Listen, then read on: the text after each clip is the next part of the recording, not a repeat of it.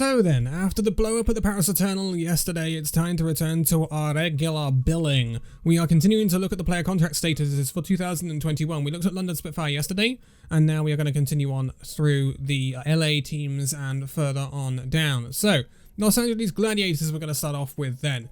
We are going to start off with their damage players. Birdring has had his 2021 option exercise, no surprise there. He alongside Kevster and Mirror will all be staying at the Los Angeles Gladiators for 2021. Clearly not too much of a shake-up in the DPS department for the Gladiators, despite Jaru becoming a free agent with his 2021 option declined. And, you know, maybe he'll get another chance at another league team, but he didn't really prove too much at the Gladiators, although Mirror and Kevster Birdring, they have all been seen pretty much this season. Then we have all of the tanks. So Bishu, LH, Cloudy, and OG, they're all free agents. 2021 option declined. They'll all be leaving the Gladiators. We know that Cloudy and Bishu have both gone already. We're waiting on news on OG. And then Space is the only tank to have his 2021 option exercised. It's no surprise. Space is one of the, in my opinion, he's top 5 in terms of off tanks in the league right now. Space had a fantastic end to the season. It's no surprise Gladiators have elected to hold on to him. And then the two supports, Big Goose and Shaz, we already know are both leaving. We knew Big Goose would retire, but Shaz has also decided to retire as well. So both of those supports will be retiring after 3 years in the Overwatch League, and Gladiators have to start again with their support line, and I wish them all the best doing that. So, Los Angeles Valiant hop over to the other side of LA, and this is where things get slightly interesting. So, Damage, Apply is a free agent. He was no longer assigned with the Valiant. No surprises, we didn't see Apply apart from when he was playing Brig when something went wrong with Lastro. So no surprises there. KSF, he hasn't had his option taken up yet, but we're expecting him to. KSP has had its 2021 option exercise, so has Shax. Two really great DPS players for the Valiant this year. No surprises that they've been locked down. In the tank roles, Dreamer has been locked down as well as a 2021 option exercised. No surprises there. Dreamer's been very good. Gig has been let go by the Los Angeles Valiant. We already knew that. And McGravy has been let go of by the Valiant as well. Now, McGravy was a bit of a surprise. It caught quite a few people off guard. We'll have to keep an eye on that development. Maybe McGravy gets another team in the league. It wouldn't surprise me because he's not a bad off tank. Maybe Valiant have got another thing in mind. Considering Dreamer is the main tank, maybe they've got another Korean off tank in the works to pout the Dreamer. It would be very interesting to find out. And then the two supports, Lashter and Rain, have both had their 2021 options exercised, and they'll be staying with Valiant, going through to 2021. Now, New York Excelsior. Interesting. Haxel has retired. This is a big loss for Overwatch esports in general, really. Haxel is a monumental player. He was monumental at Runaway, and he was fantastic at Vancouver. Didn't have the best of times at New York, but he was still good. And it is a very, very big shame to see Haxel go. But I wish him all the best going forward. Then we have Libero. His exercise option is available until November the 13th, but hasn't been used yet. Nene will be leaving the New York Excelsior by mutual agreement. I wish him all the best going forward. I'm sure he will find another league team because he is actually a good hit scan player. He's not the best, but he is a good hit scan player. I expect him to get league. And then Sabi Olby, he has not had his option extended yet, but he's got until November the 13th for that. So it will be a surprise to see Sabi Olby go unless New York decide to completely gut the roster, and they haven't so far. So I'm expecting Sabi Olby to stay. Then Who Are You has also had his option declined. That's no surprise. Who Are You has not lived up to what we expected of him, considering his prowess on the Genji. Haxel came in mid-season and basically perma-benched Who Are You, and now both of them have gone. So, yeah, I guess we're left with Sabi Olby and Libero for New York right now. Then the tanks. So both Bianca and Hotbert will be leaving the New York Excelsior. We already knew this. It's a little bit of a surprise that Bianca's going. I thought Hotbert would because I don't think Hotbert's been good enough. But it was a surprise to see Bianca get declined as well. And then Mano.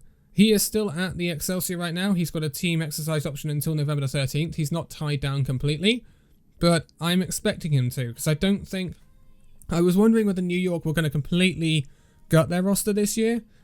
I don't think they're going to. I think they're going to give it another year, and that, in my case, would indicate that Mano, Libero, Sabi Olby, and that would stay on. So Mano is there for now. Supports then Animo and Jonak have not had their options exercised yet, but have until November the 13th. I'm expecting them to stay on if New York keep this roster pretty much.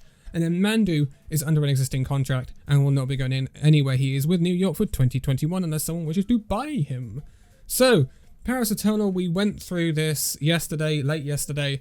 So, currently, all we have assigned to the Paris Eternal are Nico, Soon, Xe, and Ben Best, and FD God, I should say.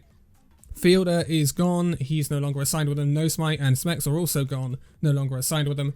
And Hanbin and Sparkle have been transferred to the Dallas Fuel, both of which had their 2021 options exercised, might I add. So, Dallas have had to pay some money for those guys, so that's a rather interesting development of the Paris Eternal, isn't it? But now we move on to the Philadelphia Fusion. Now, we don't expect many moves at the Philadelphia Fusion, and as we expect, Carpe is under existing contract, that's no surprise. Chipsa has left the Philadelphia Fusion, so has EQO. No, not too surprising. Chipso was used for one match. Yes, he had an 100% win rate, we know. But he wasn't used all that much, and EQO only found playtime during the Genji meta. So it's not too much of a surprise to see them leaving. Then we have Hisu. He'll be staying. His 2021 option has been exercised. Ivy is a free agent and his existing contract is expiring. So I expect Ivy to stay on. I expect Ivy to stay at the Philadelphia Fusion and sign another contract. But nothing is confirmed yet. And then we come to the tanks. Fury is a free agent. He can look for another team. His existing contract is expiring. He's not been tied down. That would be very odd for the Philadelphia Fusion to let him go. Unless Fury has found a better deal somewhere, which is possible. There are teams I'm sure would be interested in Fury. So, yeah, that's an interesting development. Also, Poco and Sado, they have not been exercised yet, but they do have options available until November the 13th. So I expect these guys to get deals. I don't expect them to leave the Fusion. But we will see. We will see.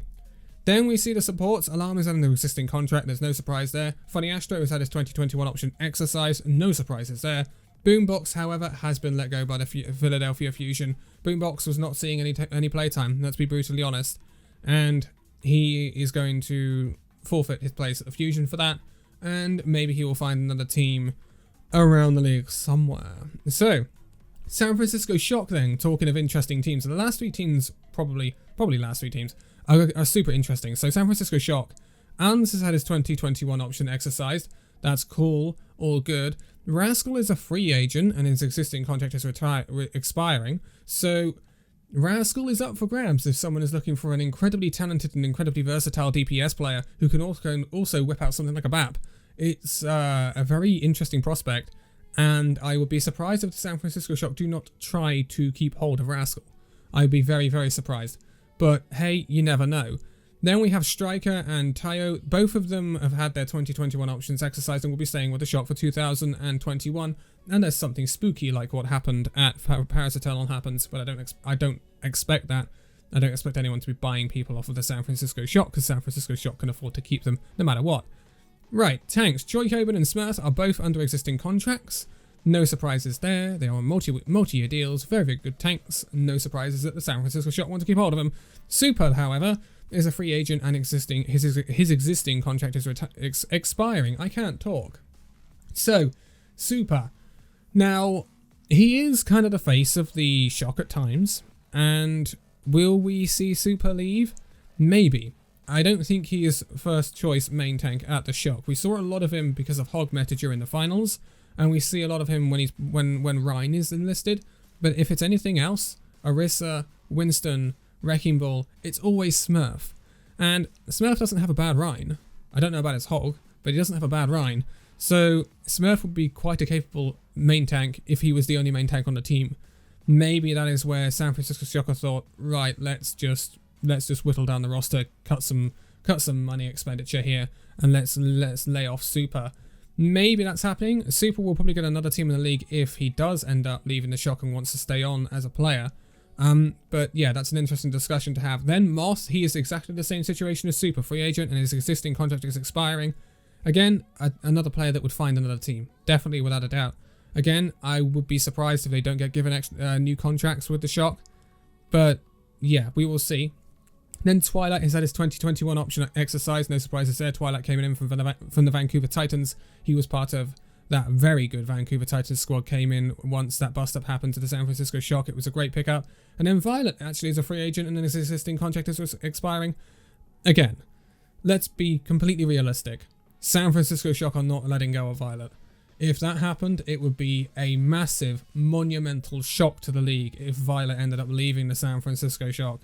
The only way I could see that happening is if Krusty was lured away to another team.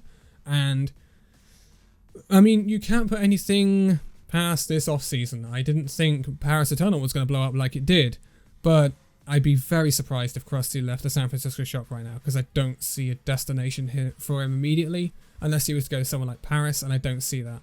So, that's what I would say about that. We're going to end this one on Seoul Dynasty though. So, this is where it gets really interesting. So, damage players, Fitz and Illicit, both leaving the Seoul Dynasty. Again, interesting moves considering Fitz did so well in the playoffs, and I think I know why. It's because they want to bring in Glister. But yeah, that's a weird one. Profit is at his 2021 option exercise. No surprises there. So it was Gesture. No surprises there. Those two players are god tier, and well, yeah, they're just too good.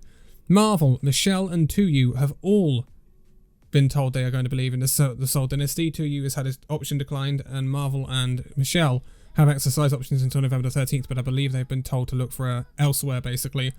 That's a surprise. That's a surprise, I'm not going to lie.